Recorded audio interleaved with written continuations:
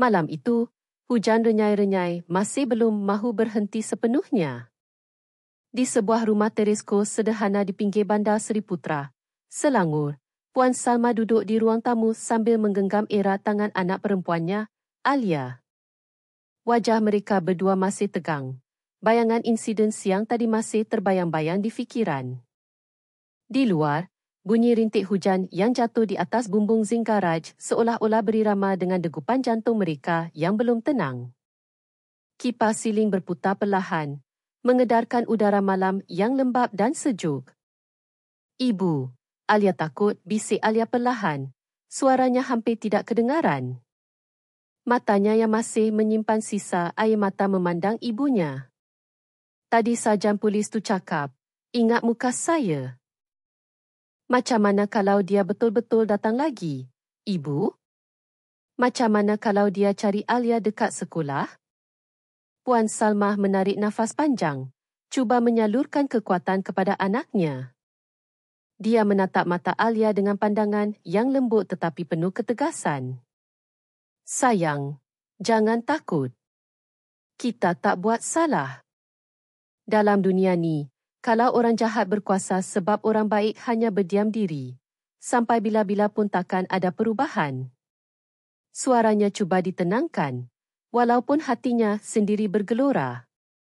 "Lagipun, Pak Cik Azman dah janji nak tolong kita.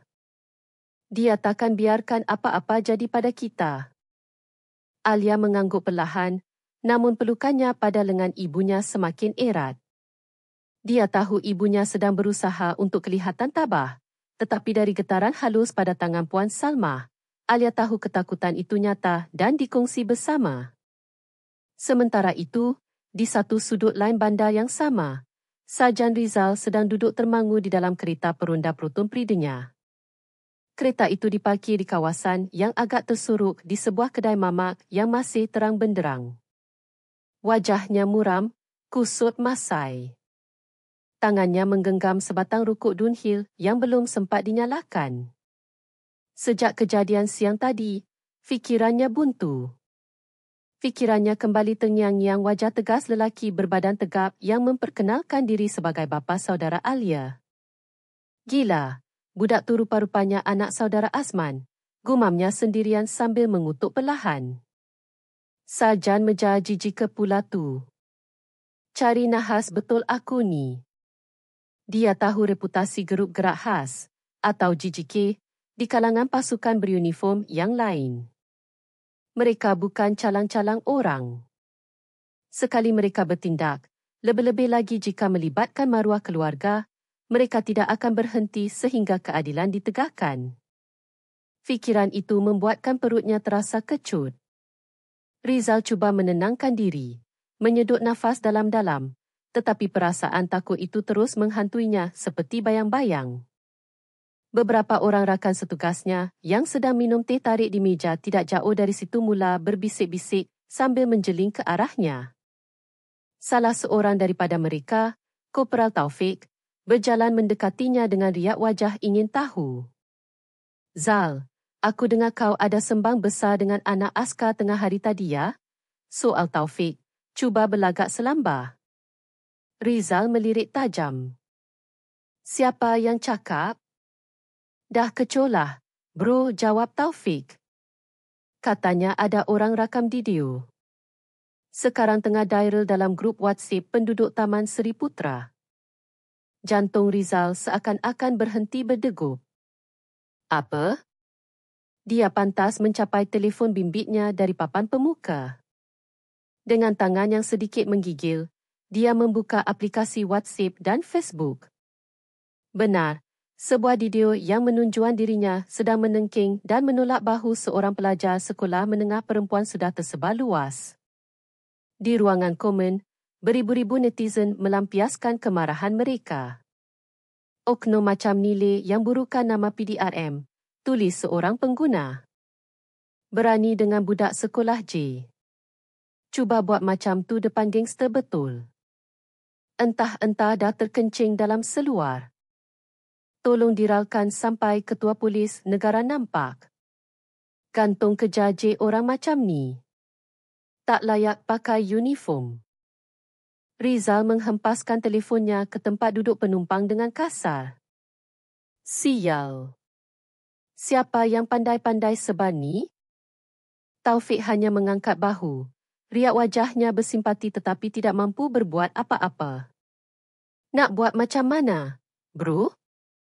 Zaman sekarang, satu video macam ni boleh tamatkan karier kau. Lagi-lagi bila kau cari pasal dengan anak buah tentera. Aku dengar pakcik dia tu komando GGK. Betul ke? Rizal menelan Leo. Wajahnya pucat lesi. GGK. Gila, ini bukan main-main. Malam itu, Rizal langsung tidak dapat melelapkan mata. Dia berjalan mundar-mandir di dalam bilik sewanya yang sempit. Otaknya ligat cuba mencari jalan untuk menutup kes ini. Tapi semakin dia berfikir, semakin dia sedar tiada jalan keluar yang mudah. Video itu sudah menjadi bukti kukuh. Esok pagi, seperti yang dijanjikan, dia perlu berjumpa Sarjan Meja Azman di Pejabat Perhubungan Tentera. Fikiran itu sahaja sudah cukup untuk membuatkan seluruh tubuhnya terasa sejuk. Keesokan paginya, matahari baru sahaja menampakkan diri dengan malu-malu di sebalik awan. Di perkarangan kem tentera Sungai Besi, suasana kelihatan tenang tetapi penuh disiplin. Beberapa orang prajurit muda sedang melakukan latihan fizikal. Sementara di dalam sebuah pejabat yang kemas, Sarjan Meja Azman duduk menunggu sambil menghirup secawan kopi pekat. Tidak lama kemudian, Rizal tiba. Uniformnya disetrika kemas, kasutnya berkilat, tetapi wajahnya jelas kelihatan cemas dan tidak cukup tidur. Dia sempat membaca papan nama di pintu. Sarjan Meja Azman bin Khalid, penyelaras latihan khas, GGK. Dia menarik nafas panjang sebelum mengetuk pintu dan melangkah masuk. Selamat pagi, Tuan, ucap Rizal perlahan, suaranya hampir tidak keluar. Azman mengangkat muka dari fail di hadapannya, menatap Rizal dengan pandangan yang tenang tetapi tajam. Duduk. Rizal duduk dengan kaku di kerusi di hadapan meja Azman. Kedua-dua tangannya digenggam erat di atas lutut. Suasana senyap untuk beberapa ketika, hanya bunyi pendingin hawa yang kedengaran. Azman akhirnya bersuara, nadanya mendatar dan dingin. Kamu tahu kenapa kamu ada di sini? Rizal menelan Leo yang terasa pahit. Tahu, Tuan. Berkenaan kejadian semalam. Saya nak minta maaf. Maaf? Azman merenungnya tajam. Kamu tahu apa kesalahan yang kamu dah buat? Kamu bukan setakat memeras ugut seorang budak sekolah di khalayak ramai. Kamu dah mencalarkan imej dua institusi, PDRM dan Angkatan Tentera. Kamu bukan sahaja melanggar etika pasukan, tapi kamu juga melanggar undang-undang. Kalau bukan sebab saya sampai tepat pada masanya, mungkin kamu dah didirelkan dengan lebih teruk lagi. Tuan, saya hilaf. Saya terdesak perlukan duit masa tu, ujar Rizal, suaranya bergetar. Semua orang perlukan duit, tapi tak semua orang pilih untuk jadi perompak berseragam. Balas Azman perlahan, tetapi setiap perkataannya menusuk tajam. Kamu fikir uniform yang kamu pakai tu tiket untuk jadi samsen jalanan? Rizal menundukkan kepalanya, tidak berani membalas pandangan mata Azman yang seolah-olah dapat membaca segala isi hatinya. Azman menghela nafas panjang, cuba menahan kemarahannya. Saya dah bercakap dengan ketua balai kamu. Laporan rasmi akan dibuat. Kamu akan disiasat oleh JIPS. Video tu pun dah saya serahkan sebagai bahan bukti utama. Wajah Rizal serta-merta pucat lesi. JIPS, Jabatan Integriti dan Pematuhan Standard. Nama jabatan itu sahaja sudah cukup untuk menamatkan kariernya. Tuan, tolong jangan, Tuan. Saya merayu. Hancur masa depan saya kalau masuk JIPS. Kalau kamu masih ada sisa maruah dalam diri kamu, kata Azman sambil merenungnya tajam, datang sendiri ke rumah keluarga yang kamu ugut tu. Minta maaf depan mereka, depan ibu dia. Kalau mereka boleh maafkan kamu, baru saya akan pertimbangkan untuk ringankan laporan saya. Rizal terdiam lama. Hatinya berbelah bahagi, egonya tercabar, tetapi dia tahu dia tiada pilihan lain. Petang itu, langit Seri Putra cerah. Di rumah Puan Salmah, Alia sedang mengulang kaji pelajaran apabila terdengar bunyi motosikal berhenti di hadapan rumah. Puan Salmah keluar ke anjung dan tertegun melihat siapa yang datang. Rizal sedang berdiri di hadapan pagar, tidak memakai uniform polis, hanya mengenakan kemejati biasa dan seluar jin. Wajahnya kelihatan lesu dan serba salah. Dia membuka topi keledanya, menundukkan kepala. Puan, saya datang nak minta maaf, katanya perlahan, hampir berbisik. Puan Salmah memandang Rizal dengan pandangan yang tajam tetapi tenang. Encik sedar tak apa yang encik dah buat pada anak saya? Saya sedar, Puan. Saya malu. Saya dah dipanggil oleh Sarjan Meja Azman dan saya tahu semua ni salah saya. Dia kemudian memandang Alia yang muncul di muka pintu. Wajahnya menunduk dalam-dalam. Adik, abang minta maaf. Ya. Abang betul-betul khilaf. Alia tidak berkata apa-apa.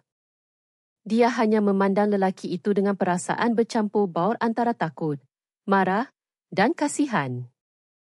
Puan Salmah akhirnya bersuara perlahan. Kalau encik betul-betul menyesal, jangan hanya datang dan bercakap. Berhenti menindas orang yang lemah. Jadilah anggota polis yang boleh kami harapkan dan banggakan. Rizal mengangguk laju. Baik, Puan. Saya janji. Tepat pada ketika itu, bunyi sebuah motosikal lain kedengaran mendekat.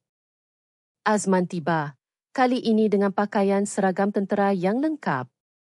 Dia turun dari motosikal dan memerhatikan keadaan itu. Bagus. Saya gembira kamu datang, Rizal. Tapi ingat, ini bukan soal minta maaf sahaja. Ini soal memperbaiki diri. Rizal menunduk dalam, menahan sebak. Saya akan berubah, Tuan. Azman menepuk bahunya. Kalau kamu bersungguh-sungguh, kamu masih ada peluang. Jiran-jiran yang melihat kejadian itu dari jauh terdiam. Tidak sedikit yang kagum melihat seorang anggota polis sanggup datang secara terbuka untuk memohon maaf. Beberapa orang merakam kejadian itu dengan telefon bimbit, tetapi kali ini bukan untuk memalukan. Sebaliknya untuk menyebarkan berita bahawa keadilan boleh ditegakkan tanpa perlu menggunakan kekerasan. Video itu kemudiannya tersebar di media sosial. Tetapi kali ini, narasinya berbeza. Anggota polis datang memohon maaf kepada keluarga mangsa. Dibimbing oleh anggota Komando GGK. Tabik hormat. Komen-komen netizen bertukar daripada cacian kepada pujian. Cerita yang pada mulanya tentang keangkuhan seorang penjawat awam kini bertukar menjadi sebuah kisah teladan tentang keinsafan dan pengampunan. Namun, walaupun keadaan kelihatan tenang, bagi Azman, urusan ini belum selesai. Dia tahu di sebalik permohonan maaf itu, masih ada sistem yang rosak yang perlu diperbaiki. Dan dia bertekad tidak akan berhenti selagi keadilan tidak benar-benar ditegakkan di Seri Putra. Sementara itu, Alia tersenyum semula. Malam itu, dia menulis di dalam diari kecilnya. Hari ini aku belajar satu perkara. Orang yang kuat bukanlah orang yang ada pangkat dan kuasa, tetapi orang yang berani mengakui kesilapan dan melindungi kebenaran. Seminggu berlalu. Sejak insiden permohonan maaf itu, video Rizal yang datang ke rumah Alia dan Puan Salmah telah menyebar ke seluruh negara. Ramai yang memuji ketegasan Azman dan keberanian keluarga kecil itu. Namun, seperti biasa, Dunia maya cepat berubah. Isu-isu baru muncul dan perhatian orang ramai mula beralih. Tetapi bagi Rizal, kesannya belum berakhir. Setiap hari di balai, rakan-rakannya memandangnya dengan pelbagai reaksi. Ada yang sinis, ada yang bersimpati. Dia tahu namanya kini tercatat dalam rekod JIPS. Walaupun Azman berusaha memastikan proses siasatan berjalan adil, reputasi Rizal di kalangan rakan sepasukan sudah tercela teruk. Namun, anehnya, ada sesuatu yang mula berubah dalam dirinya. Rizal mula datang kerja tepat pada waktu, melayan orang awam yang membuat laporan dengan lebih sopan, dan berhenti meminta wang kopi daripada pemandu lori. Tetapi tetap sahaja, bisik-bisik di belakangnya tidak pernah berhenti. Kesian juga si Rizal tu, kata Kopral Taufik suatu pagi di punduk pengawal. Gara-gara seorang budak sekolah, habis karier dia. Bukan gara-gara budak sekolah, sahut seorang pegawai senior mereka, Sarjan Menjabakar, yang kebetulan lalu di situ. Gara-gara ketamakan diri sendiri. Budak tu cuma cermin yang tunjukkan perangai sebenar dia.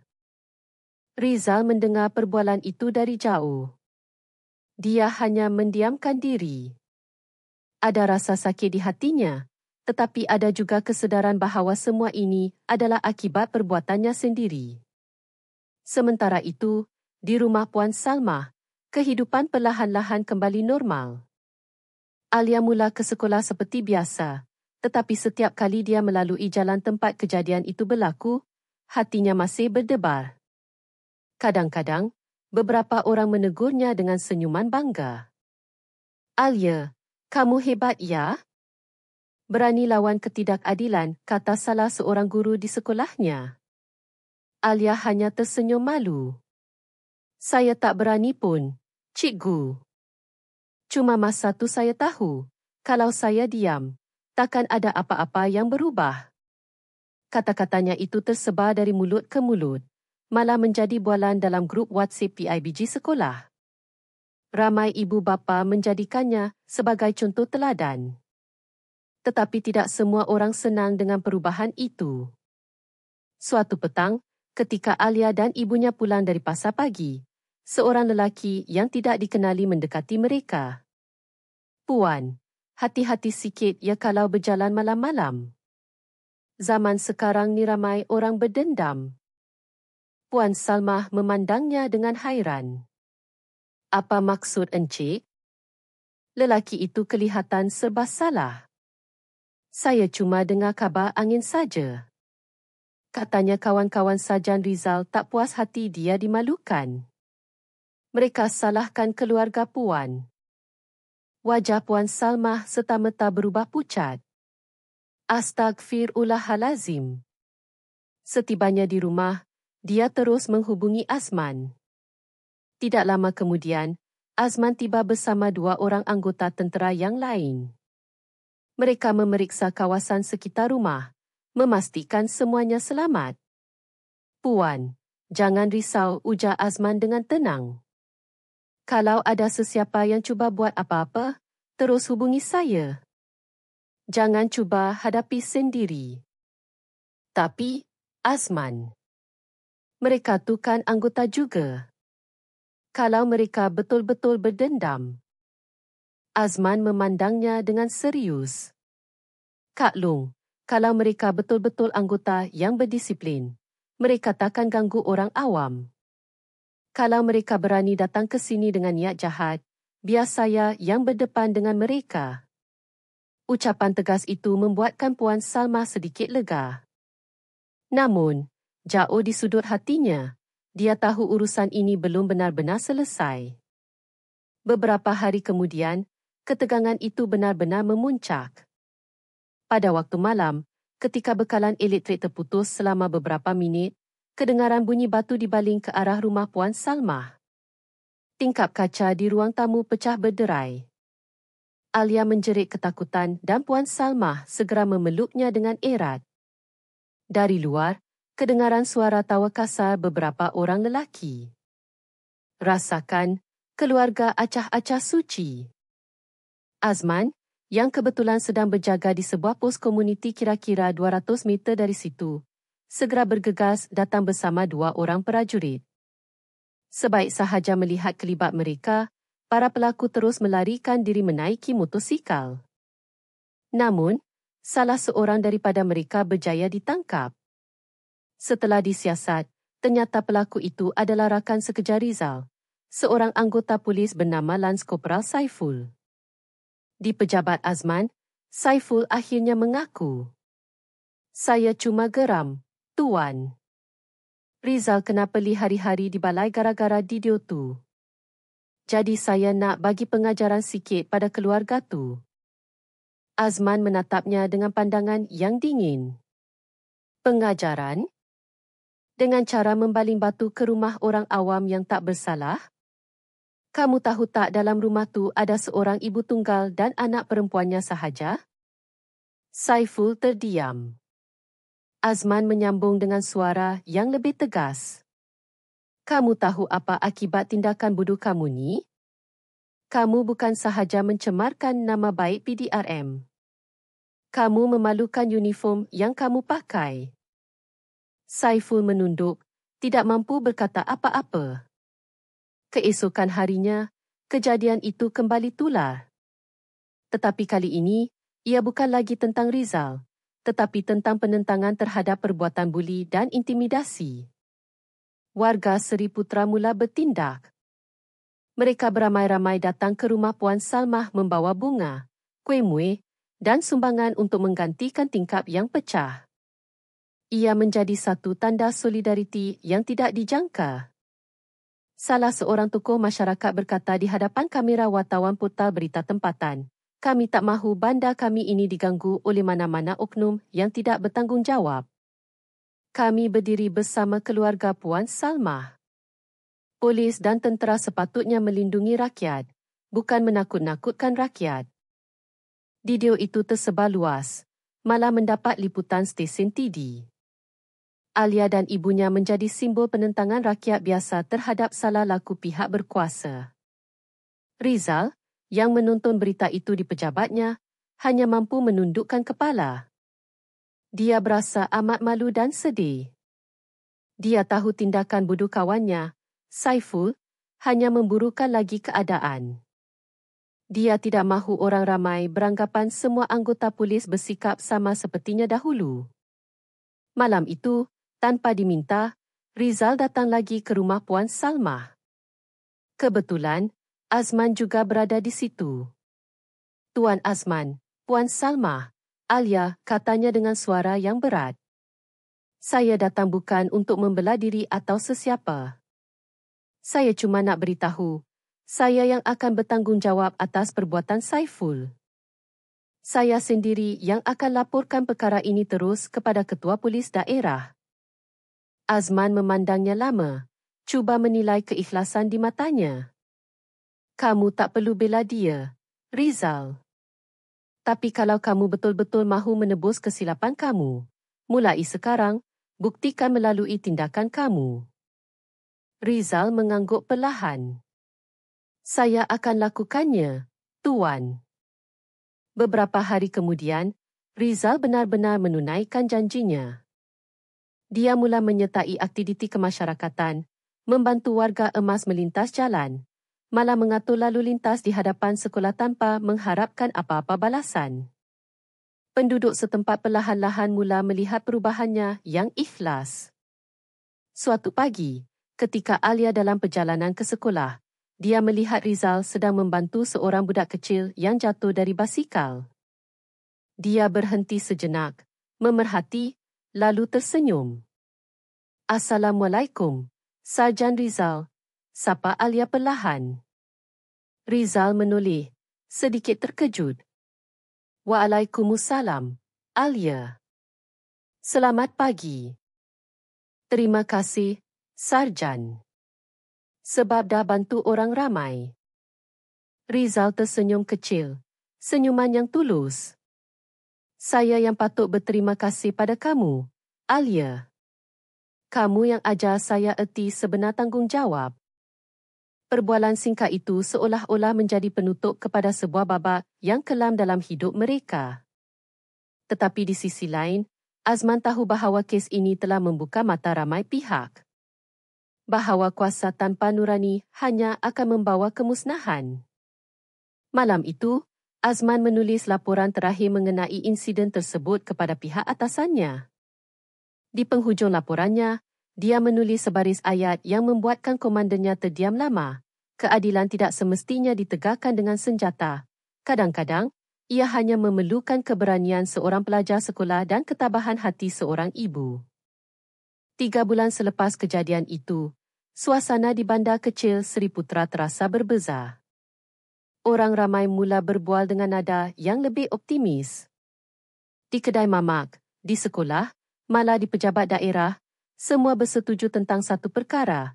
Keadilan masih boleh hidup, asalkan ada yang berani menuntutnya. Nama Alia dan Puan Salma kini dikenali ramai. Mereka bukan lagi sekadar mangsa, tetapi simbol keberanian rakyat biasa menentang kesewenangan. Beberapa aktivis dari Ngo tempatan datang ke rumah mereka untuk mengajak mereka menyertai program pendidikan undang-undang untuk masyarakat. Puan Salma menolak dengan sopan, tetapi dia tersenyum bangga apabila melihat Alia ditemu bual oleh sebuah stesen TV tempatan. Saya bukan pahlawan, kata Alia dengan tenang di hadapan kamera. Saya cuma tak mahu berdiam diri apabila melihat sesuatu yang salah terjadi. Saya percaya, pihak berkuasa bukan untuk ditakuti, tetapi untuk dipercayai. Tetapi kepercayaan itu perlu dijaga. Kata-kata ringkas itu menyentuh hati ramai penonton. Malah di kem tentera, Sarjan Meja Azman yang menonton siaran itu dari biliknya turut tersenyum kecil. Sementara itu, Rizal perlahan-lahan memulakan hidup barunya. Setelah menjalani siasatan JIPS dan menerima tindakan tata tertib, dia dipindahkan ke unit perkhidmatan masyarakat. Ia bukan lagi jawatan yang glamor di unit peronda, tetapi di situlah dia belajar menjadi manusia semula. Setiap hari dia berurusan dengan rakyat biasa, penarik beca, suri rumah, peniaga pasar malam golongan yang dahulunya sering dia pandang rendah. Kini, dia mula faham bahawa kuasa tanpa empati hanya akan meninggalkan luka. Suatu petang, ketika Rizal sedang membantu seorang pakcik tua mengisi borang laporan kehilangan, Azman datang ke balai. Dia berdiri di muka pintu, memerhatikan Rizal buat seketika. Macam mana? Seronok di unit baru? Tanya Azman. Rizal tersenyum nipis. Mula-mula tak, Tuan. Tapi sekarang saya sedar, mungkin memang di sinilah tempat untuk saya belajar jadi manusia semula. Azman menepuk bahunya perlahan. Kadang-kadang Tuhan beri kita ujian bukan untuk menghukum, tapi untuk menyedarkan. Rizal mengangguk. Saya faham sekarang, Tuan. Dulu saya fikir uniform ni buat saya jadi kuat. Rupanya kalau tak ada hati, uniform ni cuma kain biasa. Ucapan itu membuatkan Azman mengangguk puas. Dia tahu penyesalan Rizal bukanlah satu sandiwara. Di rumah Puan Salma, petang itu kelihatan meriah. Penduduk taman datang membawa makanan dan bunga untuk majlis kecil perasmian pos kawalan komuniti yang baru dibina di hujung lorong. Pos itu dibina hasil sumbangan dan gotong royong penduduk, dibantu oleh anggota tentera dan polis setempat sebagai simbol kerjasama dan perpaduan selepas insiden yang memalukan itu. Di dinding pos kawalan itu, terpasang sekeping papan kayu dengan tulisan tangan kanak-kanak sekolah, keadilan bermula dari keberanian. Alia turut membantu mengecat papan tanda itu. Azman berdiri tidak jauh darinya, memandang dengan bangga. Pakcik, kata Alia sambil memandangnya, Alia masih nak jadi polis. Azman mengerutkan dahi. Oh, ya? Kenapa polis? Bukan tentera macam ayah kamu? Alia tersenyum. Sebab Alia nak buktikan yang polis pun boleh jadi baik. Alia nak orang ramai tak takut lagi dengan uniform tu. Azman terdiam sejenak, Kemudian tersenyum lembut. Kalau macam tu, belajar rajin-rajin. Dunia perlukan anggota polis macam kamu. Puan Salmah yang mendengar perbualan itu dari jauh turut tersenyum haru. Di dalam hatinya dia tahu, perjuangan anaknya belum berakhir, tetapi kini, haluan hidup Alia sudah jelas. Beberapa minggu kemudian, satu kejadian mengejutkan datang dari arah yang tidak disangka-sangka. Rizal, yang kini dikenali sebagai seorang anggota yang lebih ramah dan berdisiplin, menerima surat penghargaan daripada Ketua Polis Daerah kerana keberaniannya menyelamatkan seorang kanak-kanak daripada dilanggar kereta di jalan raya. Berita itu sekali lagi tersebar. Ramai yang tidak percaya bahawa lelaki yang dahulunya tular kerana keangkuhannya kini menerima penghargaan kerana keberanian dan empatinya. Malah, Alia turut menulis komen di salah satu hantaran berita itu di Facebook. Semua orang boleh berubah jika mahu belajar dari kesilapan. Tahniah, Sarjan Rizal. Rizal membaca komen itu pada waktu malam di rumah sewanya yang sederhana. Dia menatap skrin telefonnya lama, lalu tersenyum kecil. Terima kasih, Alia, gumamnya. Kamulah yang buat saya sedar, jadi manusia itu lebih penting daripada jadi polis. Hari berganti minggu. Hidup kembali berjalan seperti biasa. Tetapi di dalam hati penduduk Seri Putra, ada sesuatu yang telah berubah. Mereka menjadi lebih berani bersuara, lebih kompak menjaga persekitaran, dan lebih percaya bahawa kebenaran boleh menang tanpa kekerasan. Azman, yang kini dinaikkan pangkat menjadi jurulatih moral dan etika untuk prajurit muda, sering mengimbas kembali kisah itu dalam setiap sesi latihannya. Dia selalu menutup ceramahnya dengan sebaris ayat yang diambilnya dari surat kecil yang pernah ditulis Alia untuknya. Kekuatan sejati bukanlah pada tangan yang boleh memukul, tetapi pada hati yang boleh menahan diri ketika mempunyai kuasa. Para prajurit muda sentiasa terdiam setiap kali mendengar ayat itu. Mereka tahu, itu bukan sekadar teori, tetapi sebuah kisah benar. Kisah yang lahir dari keberanian seorang pelajar, ketegasan seorang prajurit, dan keinsafan seorang anggota polis. Petang itu, di halaman kecil rumah Puan Salmah, Alia duduk menatap langit yang mula berwarna jingga. Angin petang berhembus lembut. Di tangannya, buku diari yang dahulunya diisi dengan ketakutan, kini penuh dengan harapan. Dia menulis baris ayat terakhir sebelum menutup buku itu buat selamanya. Dulu aku fikir keadilan hanya boleh datang dari orang yang berseragam. Sekarang aku tahu, keadilan boleh lahir dari sesiapa sahaja yang berani berkata tidak pada yang salah. Puan Salmah datang membawa 2 cawan teh panas, lalu duduk di sebelahnya. Menulis lagi, nak? Alia tersenyum. Ya, Ibu. Tapi kali ini bukan tentang kesedihan, tapi tentang harapan. Puan Salmah menatap langit yang kemerahan. Harapan memang tak selalu datang cepat. Tapi kalau kita sentiasa jaga kebaikan, ia pasti akan pulang. Suara azan maghrib berkumandang dari surau berdekatan. Alia menutup bukunya, memandang ibunya, lalu berkata perlahan, Ibu, rasanya dunia ni masih boleh jadi baik, kan? Puan Salmah tersenyum sambil mengangguk. Masih, sayang. Selagi masih ada orang yang jujur dan berani, dunia ini takkan pernah gelap. Hujan renyai-renyai mula turun, menambahkan lagi kedamaian suasana senja di bandar kecil Seri Putra. Kisah tentang seorang oknum yang insaf, seorang prajurit yang tegas, dan seorang gadis yang berani, kini menjadi sebuah legenda kecil yang tidak akan dilupakan. Dan di papan pos kawalan yang mula dibasahi hujan, tulisan ringkas itu masih